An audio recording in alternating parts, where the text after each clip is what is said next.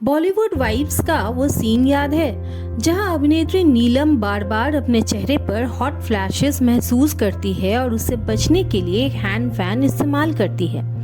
Hot flashes महसूस करना, नींद की गड़बड़ी, मूड में बदलाव और योनि का सूखापन मेनोपॉज के कुछ सामान्य लक्षण हैं। हमारे फिल्मों और धारावाहिकों में मेनोपॉज पर बातचीत लगभग नहीं होती।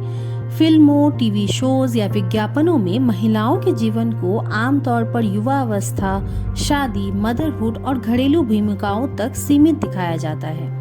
उम्र बढ़ने पर मेनोपॉज जैसे अनुभवों पर चर्चा या तो पूरी तरह टाल दी जाती है या फिर मजाक और शर्मिंदगी के रूप में दिखाई जाती है। मेनोपॉज से जुड़ी शर्म और चुप्पी का सबसे ज्यादा नुकसान महिलाओं के शारीरिक और मानसिक स्वास्थ्य पर पड़ता है।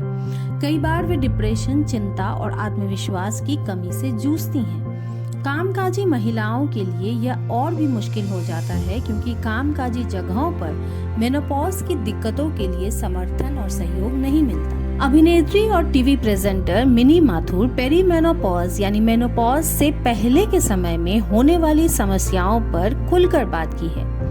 वह कहती हैं कि एक टेलीविजन प्रेजेंटर के तौर पर आप मुझे आधी रात को जगा सकते थे, मुझे माइक थमा सकते थे और मैं स्टेज पर जाने के लिए तैयार हो जाती थी। लेकिन जब प्री मेनोपॉजल ब्रेन फॉग ने मेरे काम में बाधा डालना शुरू किया तो मुझे बहुत धक्का लगा।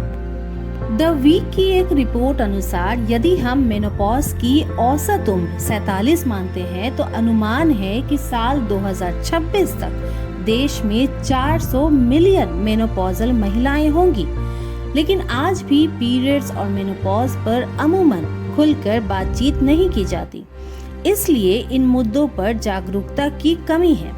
हजारों लोग, विशेषकर महिलाएं, मेनोपॉज से गुजरने के बावजूद न ही उनके शारीरिक या मानसिक स्वास्थ्य समस्याओं का कारण समझती हैं और न ही किसी विशेषज्ञ की मदद ले पाती हैं। इस झिझक के कारण महिलाओं के स्वास्थ्य, मानसिक स्थिति और बदलती जरूरतों को जगह नहीं मिलती। जहां फिल्मों में पुरुषों की उम्र बढ़ने को अनुभव के रूप में दिखाया जाता है, वहीं महिलाओं के मेनोपॉज को हमारी फिल्मों और शोज ने सिर्फ एक समस्या की तरह ही दिखाया। हालांकि आज भारत में मेनोपॉज के दौरान देखभाल तेजी से बढ़ता व्यवसाय है। ग्रैंड व्यू रिसर्च के अनुसार देश में मेनोपॉज बाजार का साल 2030 तक रेवेन्यू लगभग $1632 मिलियन तक पहुंचने का अनुमान है।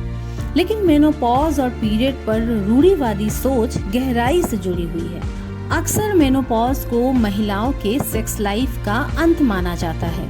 यह महिलाओं की बच्चे पैदा करने की क्षमता का ही नहीं बल्कि उनके एनर्जी और समाज में उनकी अहमियत का भी खत्म होना मान लिया जाता है। भारतीय पितृसत्तात्मक समाज में आमतौर पर महिलाओं का महत्व तब तक ही होता है जब तक कि वो बच्चा पैदा कर सके या जवान दिखे। इस कारण उम्रदराज औरतों की समस्याओं को कई बार नजरअंदाज किया जाता है।